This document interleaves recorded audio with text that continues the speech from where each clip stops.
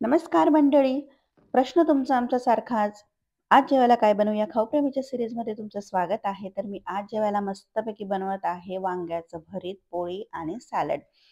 तर असं छानपैकी वांगं मी पहिल्यांदा स्वच्छ धुवून घेतलेलं आहे. तेल लावून त्याला थोडेसे चिरा पाडून भाजून घेत आहे. अगदी खूप काळं कुळकुळीत भाजता नाही येणार, कारण धूर येतो, त्याचा जळका वास येतो आणि इकडचे फायर अलार्म उगाच वाजतील.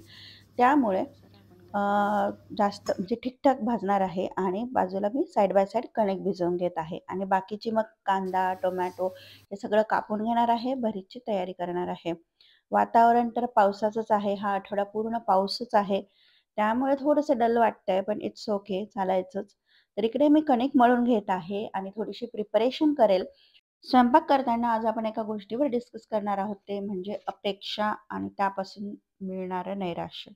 तर आपण माणसं आहोत आणि आपल्याला एकमेकांकडून ह्या अपेक्षा असतातच.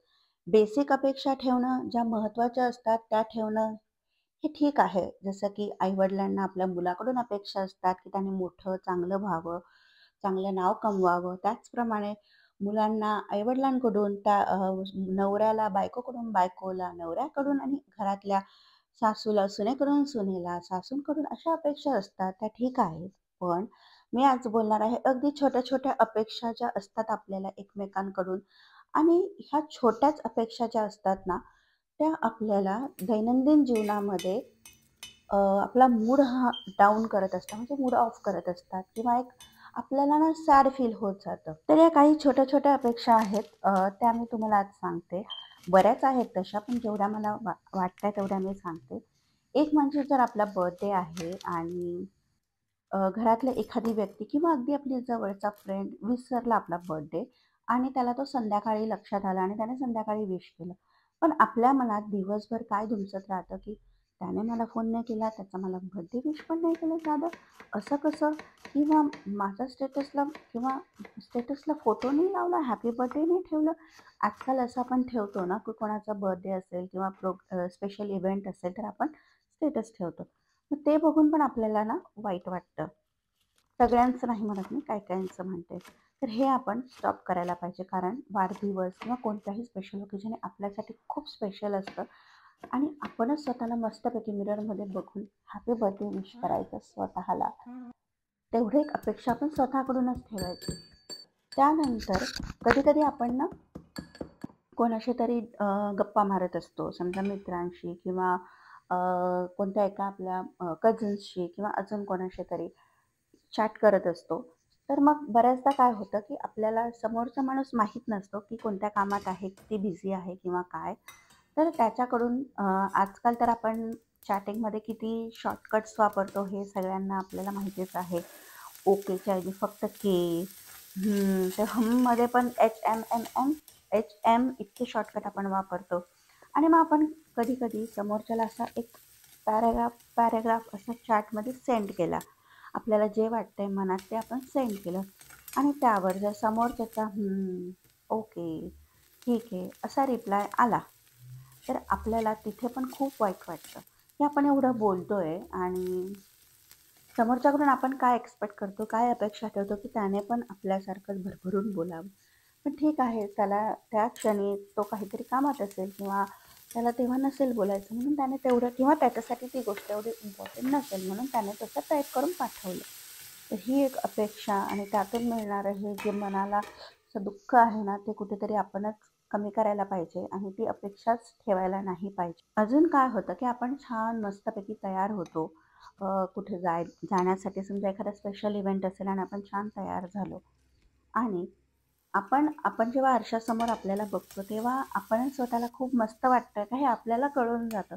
पण आपण काय एक्सपेक्ट करतो, की समोरच्यांनी आपल्याला म्हणावं, की छान दिसते. मान्य आहे मला कॉम्प्लिमेंट्स आपल्या सगळ्यांना आवडतातच. कोणाला आवडत नाही, सगळ्यांना आवडतात. पण कधीतरी घाई-गडबडीत किंवा काय, जसं फॉर एक्झाम्पल आपण रेडी झालो आणि हसबंडने आपल्याला कॉम्प्लिमेंट करायचं विसरलं, तर आपल्याला कसं ना तिथं चिडचिड होऊन जाते, "अरे, तू बघितलं पण नाही, तू सांगितलं पण नाही मी कशी दिसतीये." झाला आपला तिथेच कधीतरी मूड ऑफ होतो. त्यामुळे ही गोष्ट टाळायला पाहिजे, ही अपेक्षा टाळायला पाहिजे. आपल्याला कळतंय ना आपण छान दिसतोय, तर बस विषय संपला. कामांच्या बाबतीत पण घरातले तसं म्हणायला गेलं तर घर हे सगळ्यांची जबाबदारी आहे. कारण घर सगळ्यांचं असतं, सगळ्यांनी ते कामं करायला पाहिजे.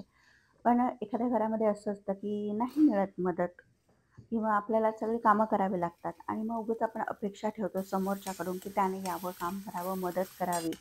पण तसं जर होत नसेल ना, तर रोजच्या रोज आपल्याला माहीत आहे ना, हे रोजचंच आहे. नाही मिळणार आहे रोज आपल्याला मदत. त्यामुळे ही अपेक्षा सोडून द्यायची आणि आपणच थँकफुल राहायचं, की चला आपल्याला एवढी ताकद आहे, की आपण करू शकतोय आणि आपलं लिमिट आपण ओळखायचं आणि त्या पद्धतीने रोजच्या कामांचं नियोजन करून आपली आपली कामं व्यवस्थित करायची.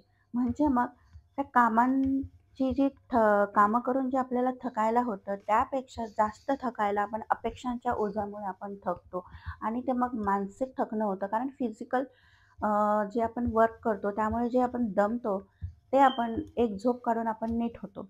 पण हे जे इमोशनल, मेंटल थकणं असतं ना, ते जर आपल्याला लागलं, तर ते नीट व्हायला खूप वेळ जातो. त्याचप्रमाणे आपल्याला जर कोणाशी बोलावसं वाटलं किंवा स्वतःहून कॉल करावासा वाटला, तर करून द्यायचा. समोरच्याचा आपल्याला कॉल येईल किंवा तो मेसेज करेल, ही अपेक्षा ठेवायचीच नाही. अ, त्यामुळे आपण नेहमी आनंदी राहतो आणि सर्वात महत्त्वाचं म्हणजे आपला आनंद दुसऱ्यावर डिपेंडंट ठेवायचा नाही. समोरचा आपल्याला नेहमीच आनंदी ठेवेल ही अपेक्षा आपण ठेवायची नाही. आपला आनंद कशात आहे हे आपणच स्वतः ओळखायचं आणि त्याप्रमाणे आपल्याला आनंदी ठेवण्यासाठी आपण छानपैकी रोजच्या जीवनामध्ये कामं करायची. जेणेकरून आपण आनंदी आणि आपण आनंदी तर आपलं घर आनंदी. तर मग चला, इकडे माझं छानपैकी भरीत झालेलं आहे आणि मस्त मी आता एन्जॉय करणार आहे ते. तर तुम्हाला कसा वाटला व्हिडिओ कमेंट करून सांगा आणि तुम्ही पण समोरच्याकडून काही अपेक्षा ठेवल्या आणि त्या पूर्ण नाही झाल्या, तर तुम्हाला पण हर्ट होतं का? हेही कमेंट करून सांगा आणि ह्यापैकी तुमची एखादी अपेक्षा समोरच्याकडून असते का? असल्यास कमेंट करून सांगा आणि चॅनलला सबस्क्राईब करा. पुन्हा भेटूयात नवीन एका व्हिडिओमध्ये. तोपर्यंत स्वस्त राहा, मस्त राहा, स्वतःची काळजी घ्या.